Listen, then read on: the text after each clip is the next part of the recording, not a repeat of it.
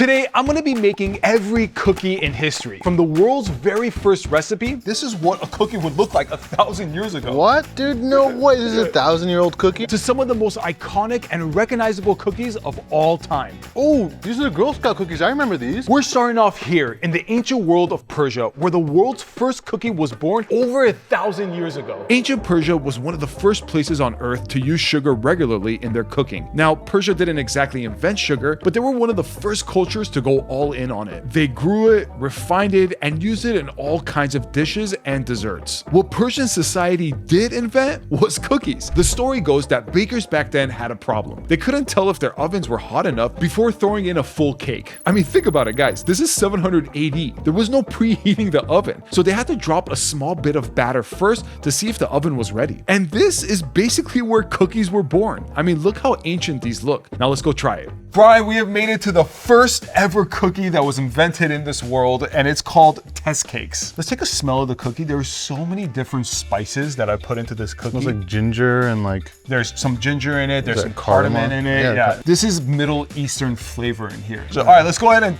take a bite out of it and see what it tastes like.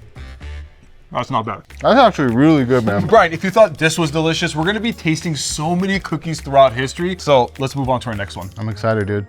This is a Silk Road, and for centuries, merchants traveled through it carrying traded goods like silk and spices. One of the major stops on the Silk Road was Kerman, a city in ancient Persia. Kerman sat right in the middle of the brutal desert, and people passing through the Silk Road needed something calorie-dense to get them through it. And that's what I'm making right now. This cookie is called golompe, and it was invented specifically for the purpose of feeding traveling merchants. And what blows my mind is to think that this cookie is over 1,000 years old, and it's still being made by moms and grandmas today. Brian, we have made it to our next cookie, and these are called colompes, and they're from Persia, another Persian cookie here. Visually, they are stunning. These are beautiful, man. Right? The one ingredient we use for this is one of the world's most expensive ingredients. Is that saffron? Saffron. It smells incredible, dude. I mean, this is classic Persian cookie right here, and then it was stuffed with like this sugar, flour, cardamom mix. It smells unbelievable. Let's go ahead and give it a try. I'm excited to try it.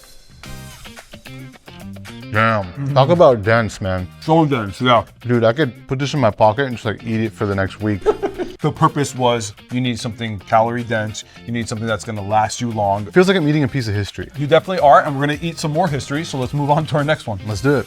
While Persia was accidentally inventing cookies, Italy was doing it on purpose. The pizzelle comes from the Abruzzo region, and it's one of the oldest cookies in the world that you could still buy today. Now, here's the funny thing. Pizzelle cookies were born from snakes.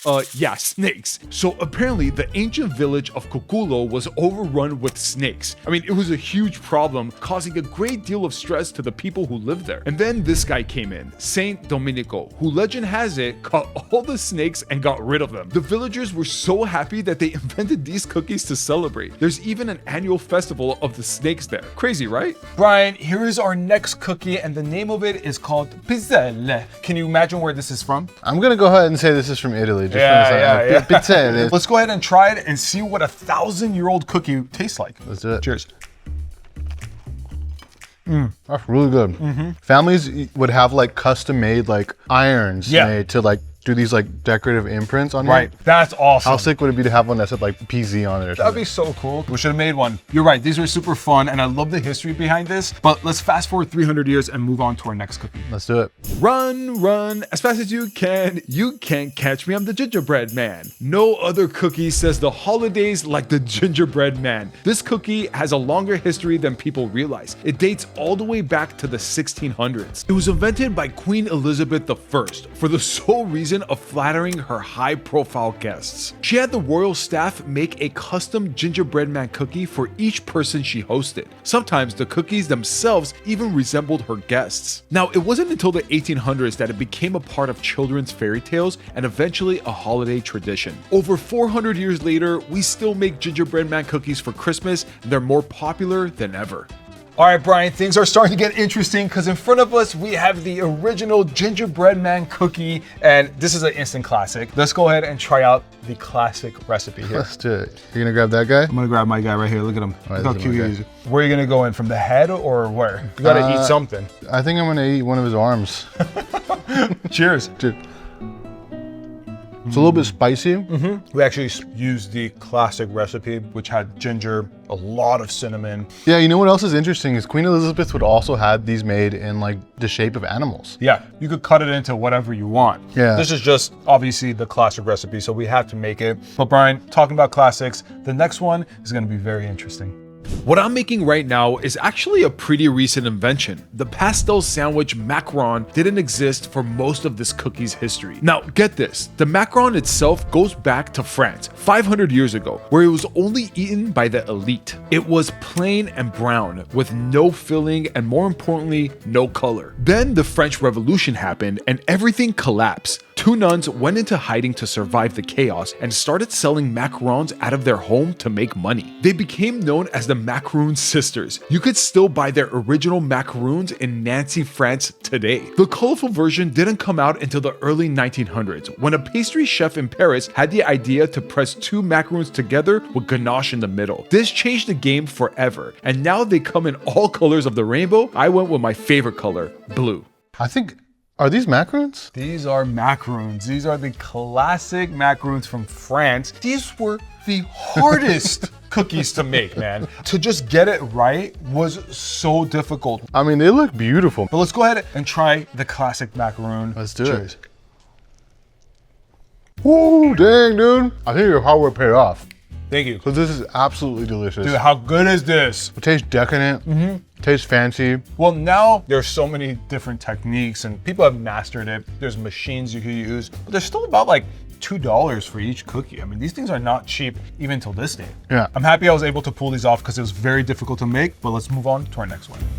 I never knew Gouda was an actual city in the Netherlands, but what I do know is that Gouda cheese is one of the finer things in life. So it wasn't a surprise to learn that the iconic stroopwafel was born in the same city. Back in 1810, a baker named Gerard Kampfuisen had a pile of leftover crumbs and broken dough scraps at the end of a long day in his bakery. Instead of throwing them in the trash, he compressed them into a thin waffle, sliced it in half while it was still warm, and glued the two layers together with sweet beet syrup. The word stroop in the name stroopwafel actually means syrup. That's why it's called the stroopwafel. Oh, and by the way, there's a very specific way you're supposed to eat these, so let me show you guys how. We're now in the 1800s, and in front of us, we have the stroopwafel. So there was a specific way you had to eat these back then. Yeah, and they actually used a cup of coffee. That's right. So I have a cup of coffee here, and you would just take your stroopwafel, place it on top, and the steam from the coffee would basically loosen up your cookie, and it was easier to bite into. I want you to try that one, and I'll try this one, and let's take a bite of this beautiful stroopwafel. Let's do it. What a crazy invention. I love it. Here we go.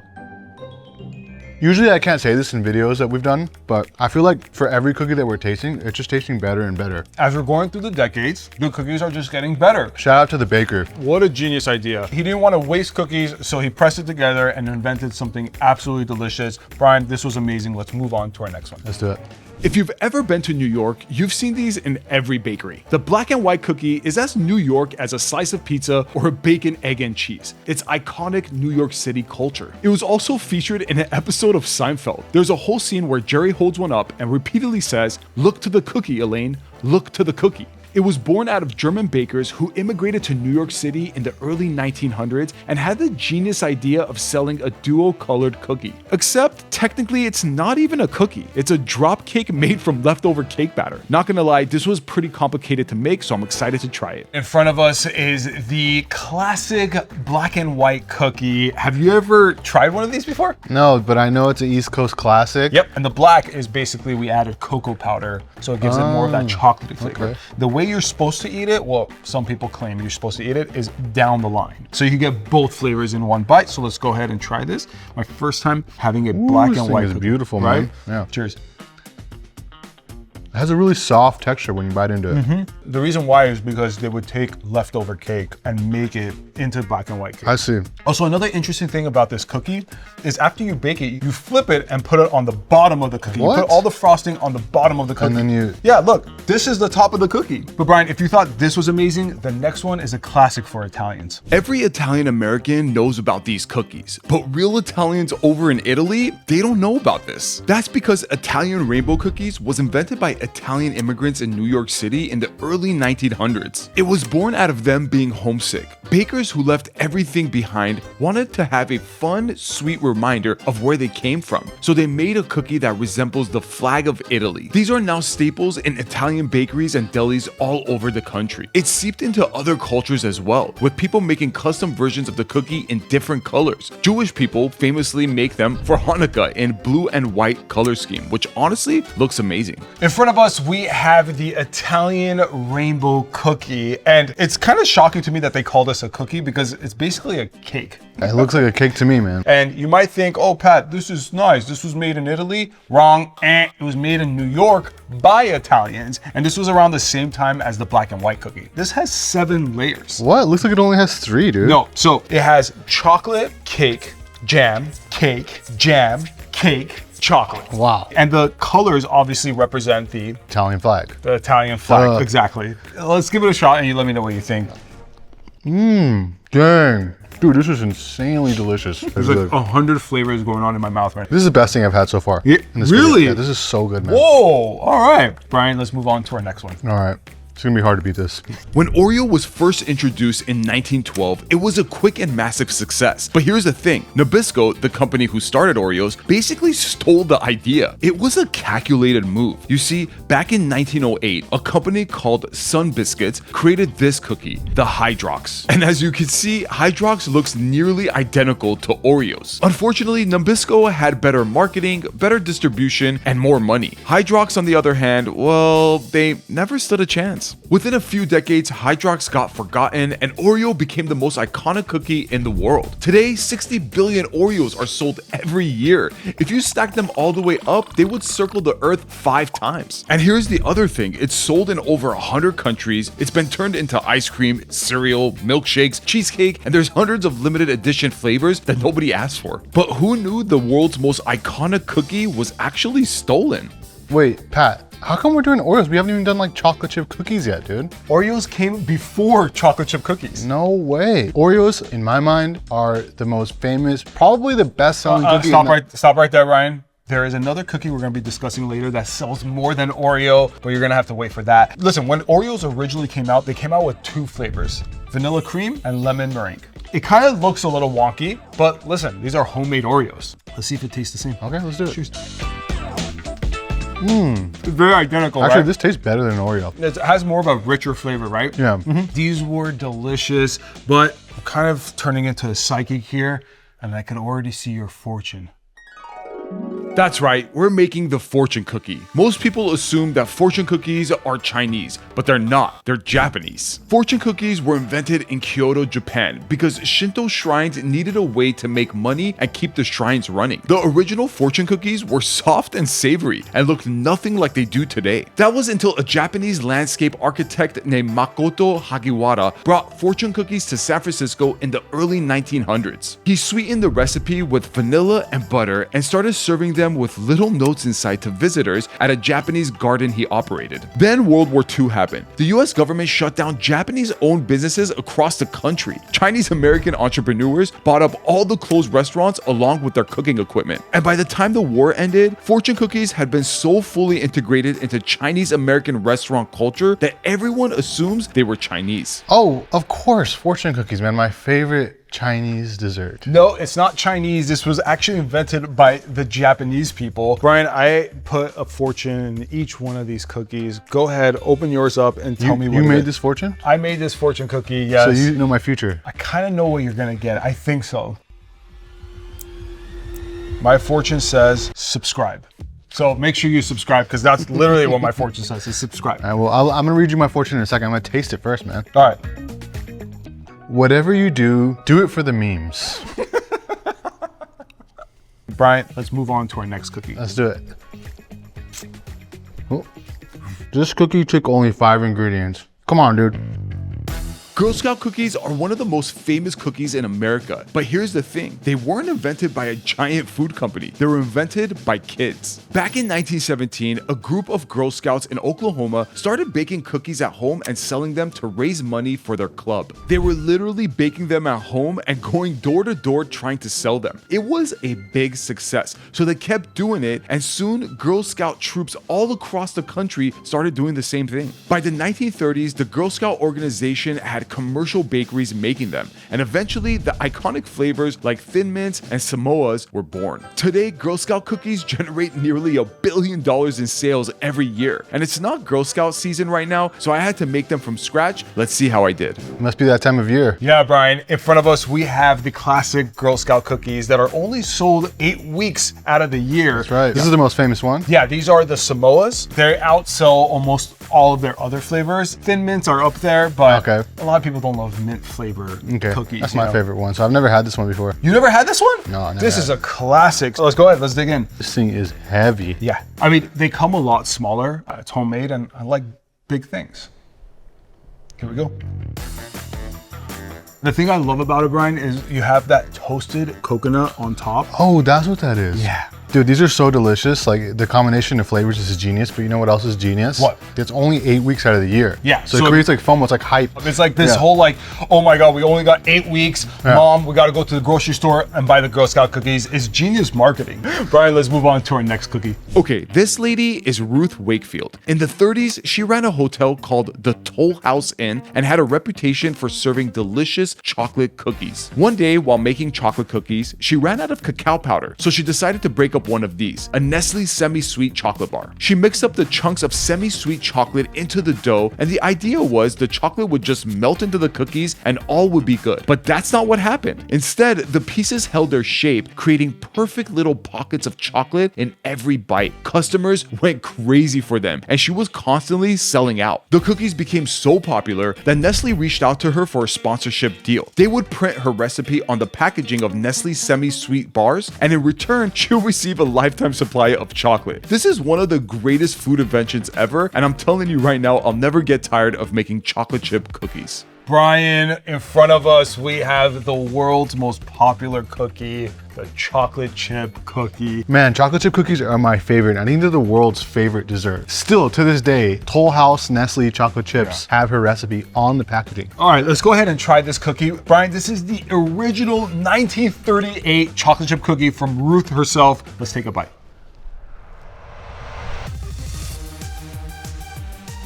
I can't imagine a world where this didn't exist. You don't need to upgrade this. This is the perfect recipe. Let's move on to the next cookie, which is the most popular cookie in the world. What could that be?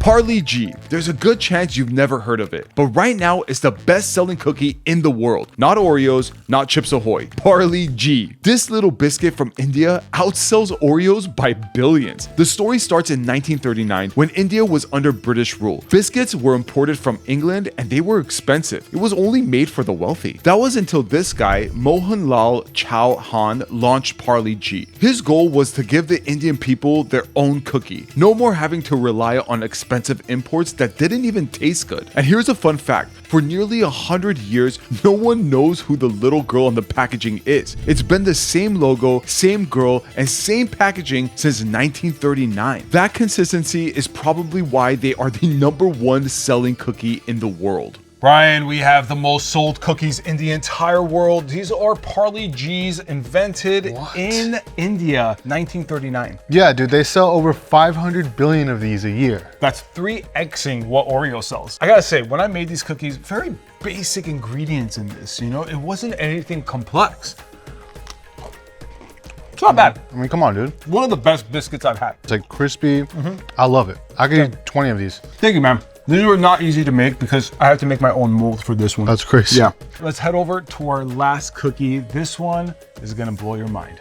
On social media, being over the top and visually stunning is a strategy that, if done right, can bring in tons of views. It grabs attention. Crumbl understood this. Early on, the company started posting their giant cookies and special edition flavors on TikTok, and people loved it. I remember seeing viral flavors pop up on my For You page constantly. They became known as the most over-the-top, hyped-up cookie shop in the country. And right now, there's over 1,100 Crumbl cookie locations in America. And after thousands of years, this is where we are in the history of cookies. Is it a good thing or a bad thing? I don't know. Let's find out. Brian, we have made it to our last cookie. And have you ever seen this company before? Yeah, I've heard about Crumbl. I remember the hype. This is like the TikTok cookie, right? It's the TikTok cookie. They have new drops every week. Okay. And they announce it on TikTok, Instagram, social media. It's become the biggest hype thing of this age. We've gone through a lot of history. Yeah. And we've landed here with Crumbl cookies. This is the modern day cookie. This is the modern day cookie, and look what they've done to it. First of all, what did you get? What are these, man? Okay, cheesecake, s'mores, snickerdoodle, Reese's, lemon poppy, and they just call this the pink cookie. So are you telling me that we're gonna taste all these right now? If we tasted all of these, we might be in the hospital. Do you know how much sugar they put in cookies now? It's like almost doubled, if not tripled, you know? Let's look it up. How much does Crumbl put into, let's choose one of them. Okay, and let's just see figure how out the much sugar goes into the cheesecake Crumbl cookie. Okay, let's look that up. Willie, can you look it up? A few moments later. We just figured out how much sugar is in the cheesecake cookie. We got the greatest minds behind the scene to look this up for us. Okay. 75 grams of sugar in just this cookie. That's almost half a cup of sugar. Okay, dude. Well, you know what? Enough talking. Enough talking. All right, man. This is peak cookie innovation. This is big. Cheers. Oh my goodness. That's so good, though. I got the s'mores Okay. cookie here. We're not even gonna ask how many. I'm done. Yeah. Okay. Because if I learn more about this, I might not eat it. All right, cheers. Okay. That one's all right. I prefer the original chocolate chip cookie to this. Oh, all day. Yeah. Reese's, my favorite chocolate ever. Okay. Cheers. I could see why Crumbl was so successful because this is addicting, to say the least. It's crazy that this all started from test cake cookies from Persia from the 7th century. Yeah. And now we've landed here to a pink cookie that has 80 grams of sugar. You know what, Brian? We learned a lot. The cookies were delicious. Let us know which one was your favorite, and I'll see you in the next one. Peace.